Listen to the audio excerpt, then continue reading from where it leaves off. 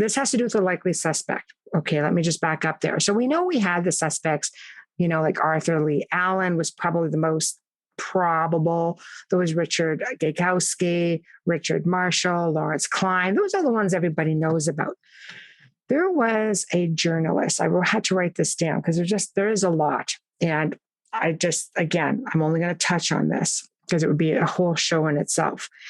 But there was a journalist who came forward a few years ago, and he said, I don't get paid any money for this. I'm doing this on my own. I've discovered this. It's really deep. And he does different shows himself to talk about just this topic. And I'll have to tell you, when I started reading it, it's pretty compelling. So the theory is he believes the suspect's name is Michael Aquino. And this was as of February the 4th, 2021. This is recent. Wow. There are those who believe he is the real Zodiac Killer. He was in the vicinity of where the Zodiac Killer crimes took place in the latter part of the 60s. He was also known as the Figure in Black, which was said to have been funded by the CIA for allowing child kidnapping, a cult no less, to operate with immunity for over 30 years. He was part of Presidio. Oh, it gets better. This guy is a real piece of work. He was a Vietnam vet, Satan worshiper. He led up, was it the MK Ultra, all of that? He was a part of all of that. And there's a lot of secret within the higher ups with this guy.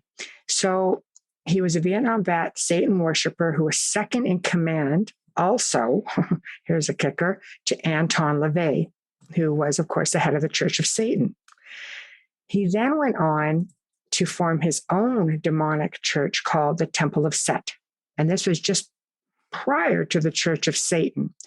He is allegedly in a top position of the NSA, National Spy Agency, for those of you who don't know.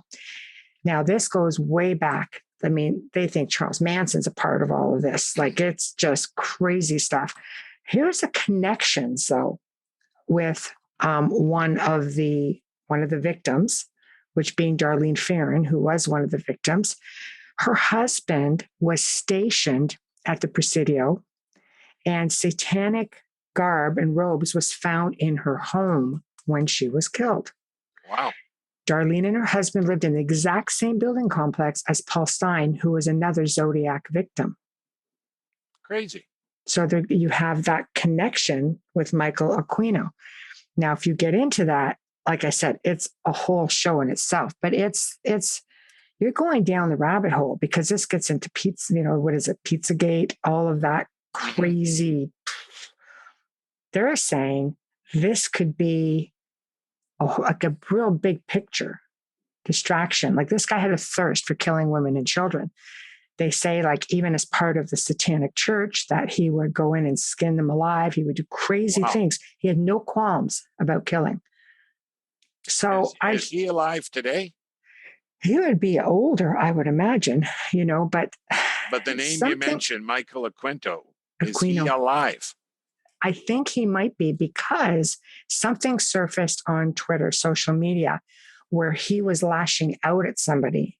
You have to understand, this guy made his way up the military. They believe he's in a position of general. And he was given the position of general very quietly by the Senate. This never made the news, apparently. I'm going to say allegedly with that whole thing, because again, guys, this is just something that's considered conspiracy theory. We don't know, but there is this, you have to take a great amount of risk as a journalist or an individual to come forward with information like that and go public with it and with so much detail. What's your feeling on the Zodiac Killer's alleged son, who wrote a book, say about 2, 3, 4 years ago, and stated, I deciphered the code. I immediately saw my dad's name I came up with, Earl Van Best, who this son says my father was the serial killer. Now, I know he's been ridiculed and, as you mentioned, rabbit holed on who are you to say this and that, but he came up with some very intriguing points. What's your thoughts about, is he the son of the killer, and is Earl Van Best, who's now dead, the real killer?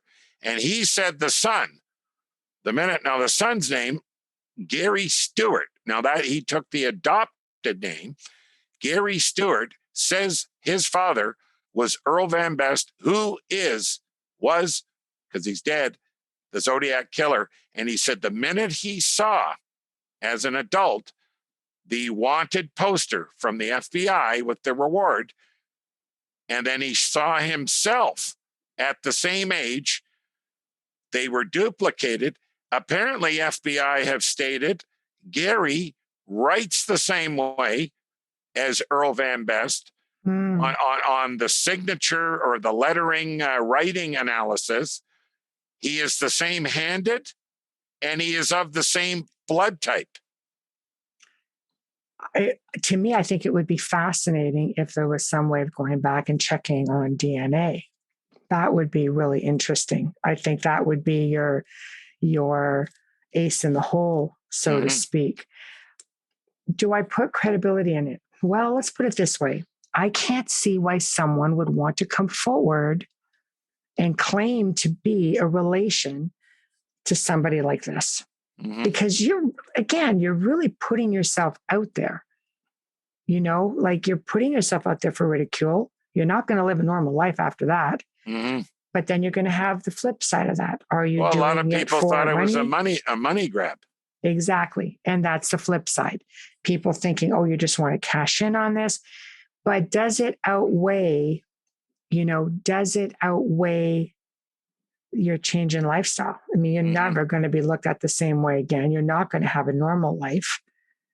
For people to come forward, it's like I have a friend who I've had on my show a couple of times, who is, the great grandson of H.H. Holmes. And it's sort of like, he was mind blown when he saw this.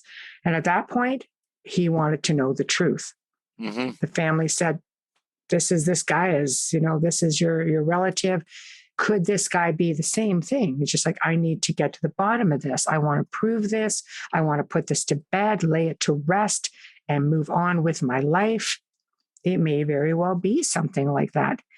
But, if he's got all of these same characteristics, maybe he could share light also on other characteristics.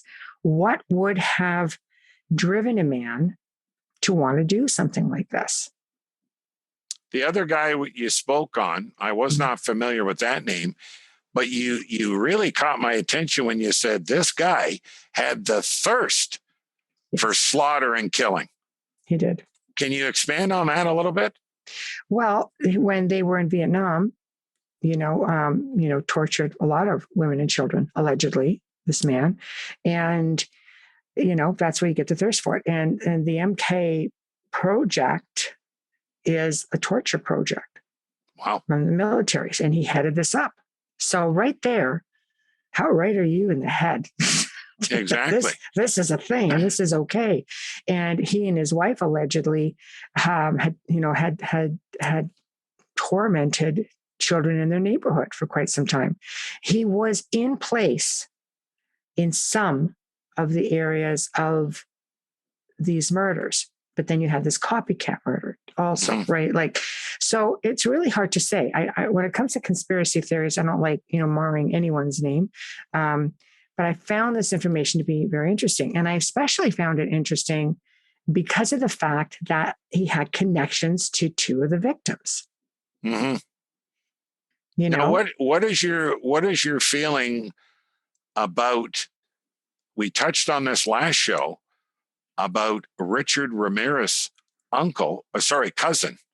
cousin or uncle, who did the same stuff you just mentioned with this other guy in Vietnam about the torturing and raping. And Richard witnessed all that and developed, to use your word, the thirst. That's a great use of language there. The thirst, like a craving, like these entities and human beings are not satisfied till they quench that thirst.